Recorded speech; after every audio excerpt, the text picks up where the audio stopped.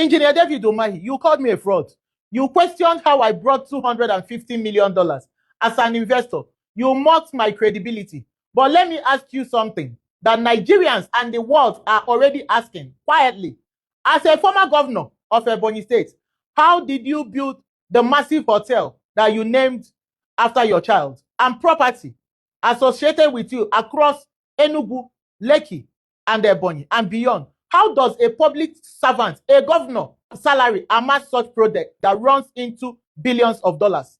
When you look at your own life, your own assets, your footprint in power, do you really feel comfortable pointing finger at a woman who built her wealth transparently, legally, and internationally?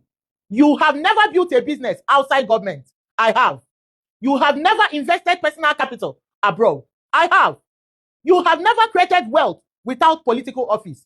I have. Yet you called me fraudulent. That alone tells the world who truly does not understand honest enterprise. Let me speak about myself since you tried to reduce me. I am an engineer. I studied engineering at University of Benin. I came to America and acquired my master's. I built my career with my hand, my brain, and my integrity. I am a real estate developer in both United States and Nigeria. My wealth did not come from government allocation. It did not come from political patronage. It did not come from public funds. I have a tequila business thriving in the whole of Africa. It came from business, from work, from discipline, from global partnership. I hold a Texas State Proclamation. I received a U.S. Presidential Lifetime Achievement Award. Those honors are not just given to corrupt people like you. They are given to people whose life can survive scrutiny. You come from power.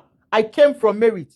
You come from office. I come from enterprise. You built influence through government. I built credibility through results.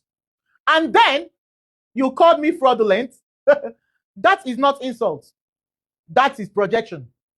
You questioned how investors trusted me with $250 million because people trust character. That is the answer.